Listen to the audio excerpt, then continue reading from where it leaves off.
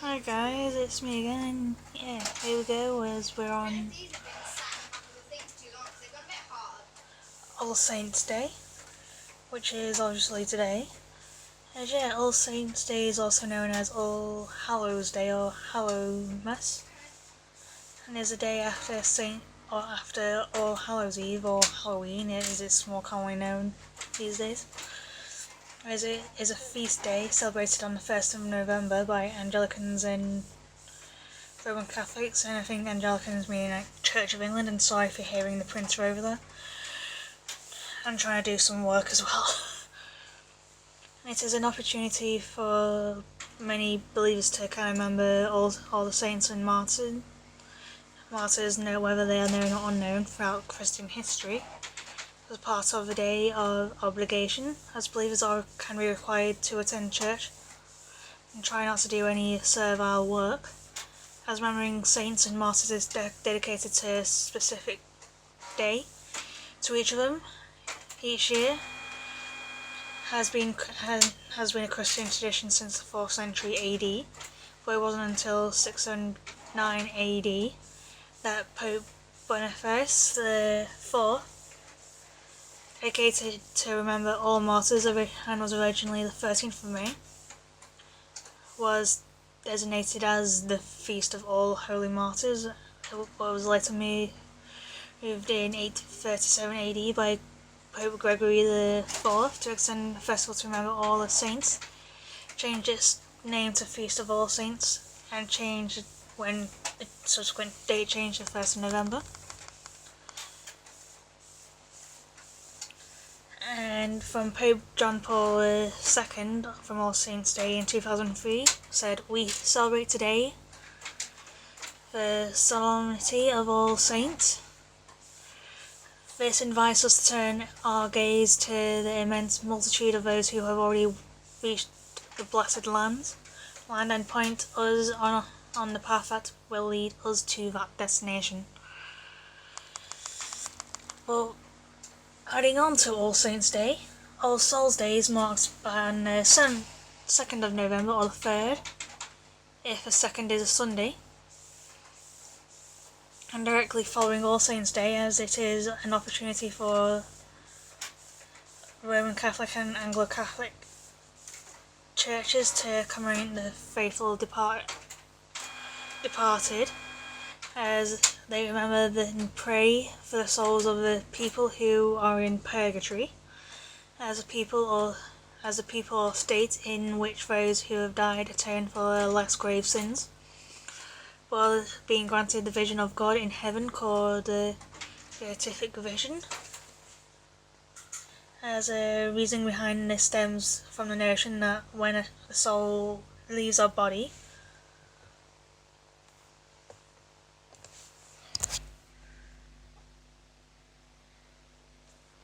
give me a second, just need to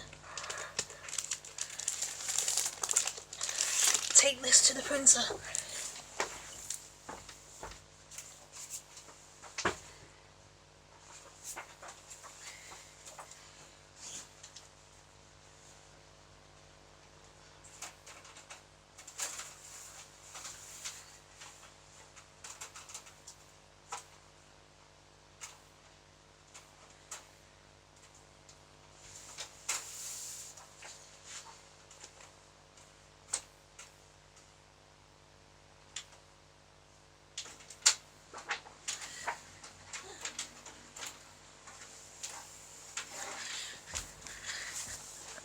Ran out of paper in the printer.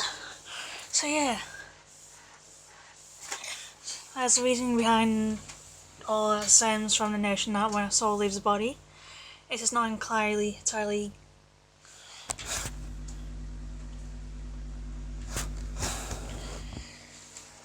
cleansed from all the venial or minor sins. However, through the power of prayer and self-denial, the faithful left on earth may be able to help those souls gain a beatific vision they seek, bringing the soul eternal sublime happiness.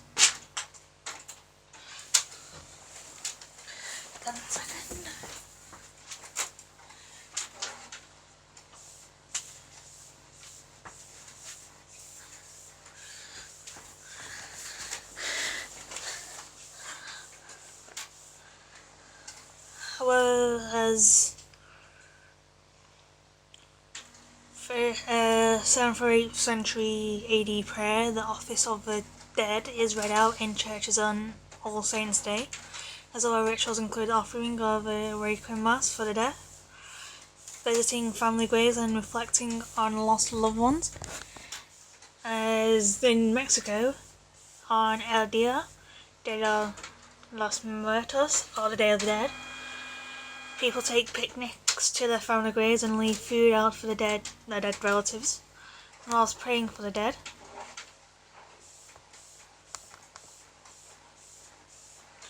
And is in ancient Christian tradition, it was Dilo, abbot of Cluny in France, who in 998 designated a specific day for remembering and praying for those in the process of purification. It stated as a local feast in his monastery and gradually spread throughout the Catholic Church towards the end of the 10th century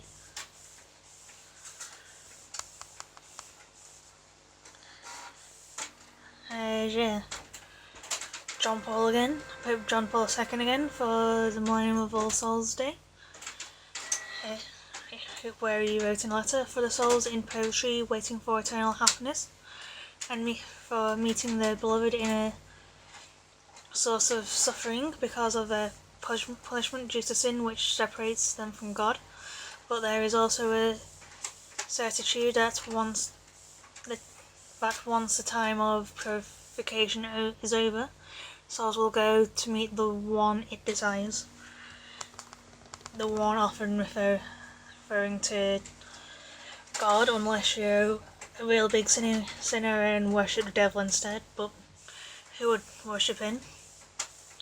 So yeah, that is All Saints' Day and All Souls' Day, so yeah. Bye for now, and I'll see you soon.